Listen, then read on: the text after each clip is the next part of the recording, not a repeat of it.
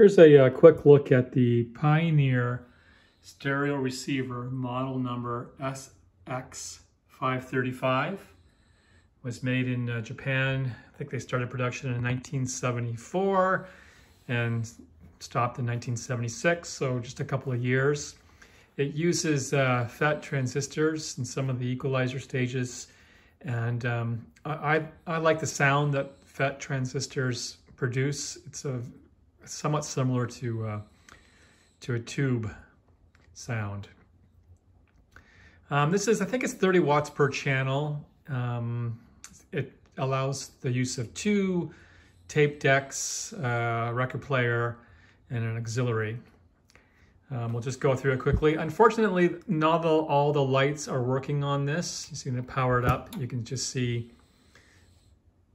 there's only that light. There's 2 meters here tuning in the signal light that needs to be lit, and you can't see them really because the lights are gone. And the remainder of the numbers on the tuner selector are also out there. So that those lights are not too difficult to get. You can get LEDs and you can get incandescents, whatever you like, and pretty much any color you like. Right now they have a blue light, one blue light remaining, and I like the look of the blue light on this model, but I also like green on this model as well. White, I think, is just a bit too harsh for my taste, but that's a personal choice. So we'll just, I have a record queued up, I think.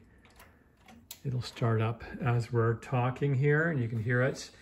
So your power, it's a power button, which I like. It's not integrated in the speaker selector. It's just a separate button, which is nice. And you have 2 speaker sets you can use, speaker A or speaker B, or use them both together if you like. There's a bit of the sound.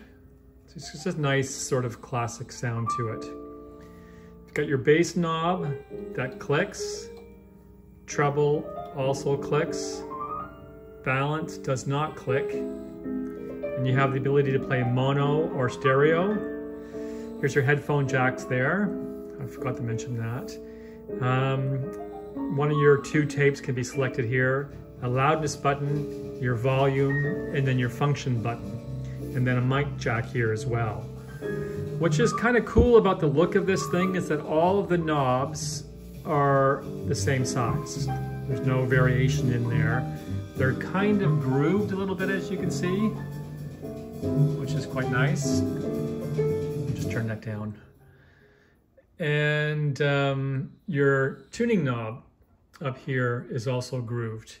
Now, what's cool about the tuning knob is a lot of the tuning knobs you'll get in vintage amplifiers, they'll have an Allen lock, an Allen bolt. You need an Allen key to pull them out.